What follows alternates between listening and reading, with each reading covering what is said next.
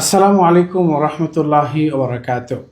ফেনী সমাচার আয়োজিত রমজানের বিশেষ আয়োজন রমজান জিজ্ঞাসায় আপনাদের সকলকে স্বাগতম।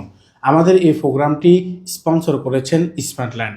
প্রিয় দর্শক, আজকে আমাদের মাঝে অতিথি হিসেবে উপস্থিত রয়েছেন তরুণ আলেমে দ্বীন হজরত মাওলানা মুফতি ইসমাইল বিন সাইদ হাফিজাহুল্লাহ। মোহতারাম, আপনি কেমন আছেন? আলহামদুলিল্লাহ, আমি অনেক ভালো আছি। আপনি কেমন আছেন? জি মোহতারাম, আমিও মহান আল্লাহ তাআলার দয়ায় অনেক অনেক বেশি ভালো আছি। মোহতারাম, রোজার ক্ষেত্রে সবচেয়ে বেশি যে বিষয়টি নিয়ে মানুষ এই সন্ধ্যের মধ্যে পড়ে যায় সেটা হচ্ছে নিয়ত। এই নিয়তটা কি রমজানের জন্য মুখে বলা জরুরি নাকি অন্তরের নিয়তে যথেষ্ট? মাশাআল্লাহ, জাযাকাল্লাহ খায়ের, বারাকাল্লাহু ফিক। অত্যন্ত গুরুত্বপূর্ণ একটি প্রশ্ন করেছেন। এই বিষয়ে আমাদের সমাজে অনেক বেশি বিভ্রান্ত আছি। আমাদের সমাজে প্রচলিত আছে যে নিয়তটা মুখে বলতে হয়, বা আমাদের সমাজে যে আরবি দোয়াটা আছে, আরবি দোয়াটা মুখে পড়তে হয়। আরবি দোয়াটা মুখে না পড়লে অথবা মুখে নিয়ত না করলে সমাজে প্রচলিত আছে যে রোজা হবে না। এটা একটা ভুল ধারণা।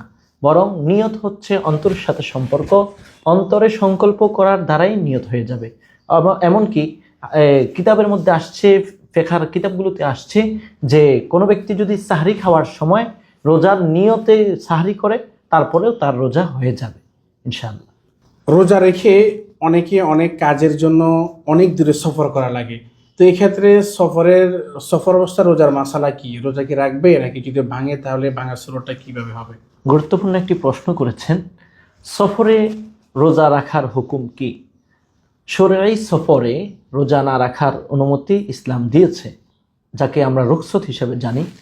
তবে রমজান মাস যেহেতু বারাকাতের মাস, মাগফিরাতের মাস, এই বারাকাতের জন্য আমরা কমাজ কম শরীর যদি আমাদের সুস্থ থাকে, রোজা রাখার মতো সেই তৌফিক থাকে, তাহলে আমাদের উচিত হবে রমজান মাস হিসেবে রমজানের বারাকাতের জন্য রুখসতের দিকে না তাকায়া রোজাটা রেখে ফেলা।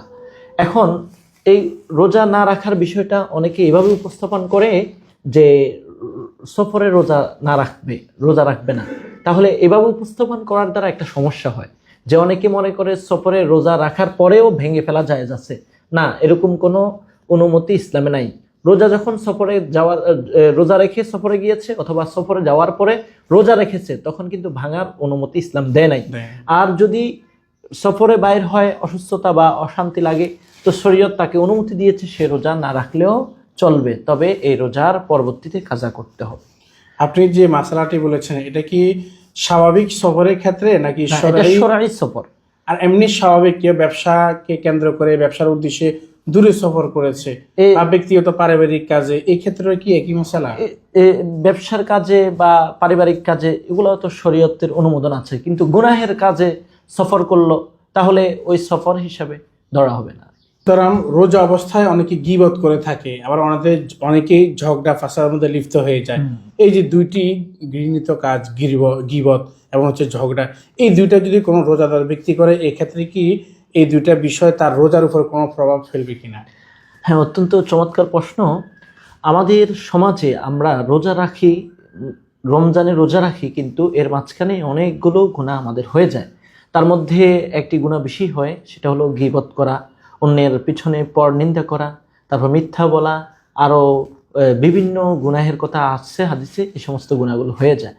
এই সমস্ত গুনাহগুলো হওয়ার মাধ্যমে রোজার মধ্যে কোনো প্রভাব ফেলবে না, কিন্তু অনেক ওলামায়ে কেরাম মনে করেন যে এই সমস্ত গীবত, তারপরে মিথ্যা বলা, পরনিন্দা করা, অন্যের দুশ্চর্চা করা ইত্যাদির মাধ্যমে রোজা নষ্ট হয়ে যায়। কিন্তু হাদিসের মাধ্যমে এবং কি কোরআন আয়াতের মাধ্যমে জানা গিয়েছে যে এই সমস্ত গীবত বিভিন্ন গুনাহের কারণে রোজার মধ্যে কোনো প্রভাব ফেলবে না, অর্থাৎ রোজা ভাঙবে না। কিন্তু রোজা রাখার দ্বারা আমাদের যে শিক্ষা, যে অনুভূতি, রোজার মাধ্যমে আমাদেরকে এই সমস্ত কাজগুলো থেকে পরিহার করা উচিত, বিরত থাকা উচিত। তাহলে এরই মাধ্যমে আমাদের রোজা একজন প্রকৃত মুত্তাকি রোজা হিসেবে বিবেচিত হবে। কোনো রোজাদার ব্যক্তি যদি বারবার তার মুখের মধ্যে যে থুতুগুলো আছে এগুলো যদি খেয়ে ফেলে, বারবার তার মুখ কিংবা তার গলা শুকিয়ে যাচ্ছে, এই জন্য বারবার সেগুলো গিলে ফেলছে, এই ক্ষেত্রে কি তার রোজা ভাঙবে কিনা বা এই ক্ষেত্রে সুরতটা কি? হ্যাঁ, অত্যন্ত চমৎকার প্রশ্ন। এখানে বিষয় হচ্ছে রোজা ভাঙার অনেকগুলো কারণ আছে। ওই কারণগুলোর মধ্যে যদি আমাদের কোনো কারণ প্রকাশ পায় তাহলে আমাদের রোজা ভাঙবে, আর নয় ভাঙবে না।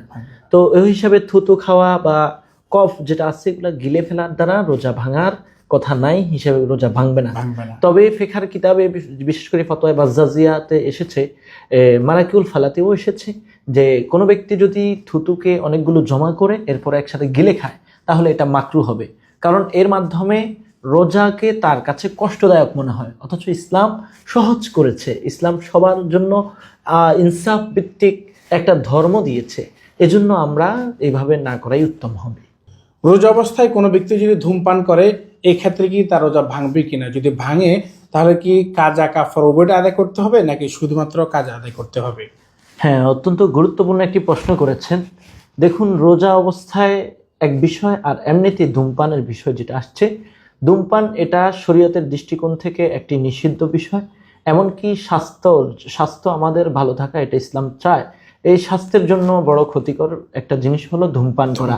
এমনকি পৃথিবীর কোনো খাবারের প্যাকেটের উপর লেখা নাই যে এই খাবারটা স্বাস্থ্যের জন্য ক্ষতিকর, কিন্তু একটা খাবার এমন আছে যে ধূমপানটা, এই ধূমপানের বিষয়ে তার সিগারেটের বাক্সের উপরেই লেখা আছে এটা স্বাস্থ্যের জন্য ক্ষতিকর। হ্যাঁ, অতএব এই জিনিসটা তো ইসলাম এমনিতেই নিষেধ করেছে। আর দ্বিতীয় বিষয় হলো ধূমপান করার মাধ্যমে রোজা ভাঙবে কি না এবং কাফারা আদায় করতে হবে কিনা। হ্যাঁ, যেহেতু এটা শরীয়তে নিষিদ্ধ বিষয়, এজন্য এই ধূমপানের কারণে রোজা ভেঙে যাবে এবং কোনো ব্যক্তি যদি ইচ্ছাকৃত ধূমপান করে তাহলে তাকে কজা এবং কাফারা উভয়টা আদায় করতে হবে। আর কোনো ব্যক্তি যদি অভ্যাসগতভাবে ভুলে ধূমপান করে ফেলে, তো কিন্তু করার সময় যদি তার মনে আসে, খেয়াল আসে যে আমি তো রোজাদার, সাথে সাথে তাকে এটা পরিহার করা উচিত এবং মুখকে পরিষ্কার করে ফেলা উচিত। আর যদি মনে না আসে, এমনিতে যখন ধূমপান করছে তারপরে মনে আসছে, তাহলে আর তার জন্য রোজা কাজা ও কাফারা কিছুই করতে হবে না, মানে তার রোজা হয়ে যাবে। যেহেতু বিষয়টা একবারে ভুল হয়েছে, এটা হচ্ছে ওই যে খাওয়ার মতো, ভুলে যদি পেট ভরে খেয়ে ফেলে। আমরা অনেক সময় আমরা প্রথমে রোজার শুরুতে অনেকে এরকম হয়ে যায় যে আমরা খাবার খেয়ে ফেলি, আহার করে ফেলি, তো তখন যদি উপস্থিত মনে হয় তখন তাকে পরিহার করতে হবে। আর যদি উপস্থিত মনে না হয় তাহলে পরবর্তীতে তার জন্য কোনো সমস্যা হবে না, ক্ষতি হবে, যেহেতু বিষয়টা একবারে ভুলবশত ছিল। মোহতারাম, আপনাকে আন্তরিকভাবে ধন্যবাদ যে আপনার মূল্যবান সময় আমাদেরকে দিয়েছেন, এই জন্য আমাদের পক্ষ থেকে আপনাকে আন্তরিকভাবে ধন্যবাদ জানাচ্ছি। জাযাকাল্লাহু খায়র, বারাকাল্লাহু ফিক। আমিও আপনাদের জন্য অনেক বেশি ভালোবাসা এবং দোয়া রাখি, আপনাদের সুন্দর আয়োজনে আমাকে উপস্থিত করেছেন। প্রিয় দর্শক, আপনাদের মনে জাগ্রত হওয়া এই ধরনের অনেকগুলো প্রশ্ন থাকতে পারে, সে প্রশ্নগুলো পাঠিয়ে দিন স্ক্রিনে দেওয়া আমাদের হোয়াটসঅ্যাপ নাম্বারে। আপনাদের সে প্রশ্নের উত্তর আমরা জানাবো আগামী কোনো পর্বে কোনো নতুন অতিথির মাধ্যমে। সে পর্যন্ত ভালো থাকবেন, সুস্থ থাকবেন। আসসালামু আলাইকুম ওয়া রাহমাতুল্লাহি ওয়া বারাকাতুহু।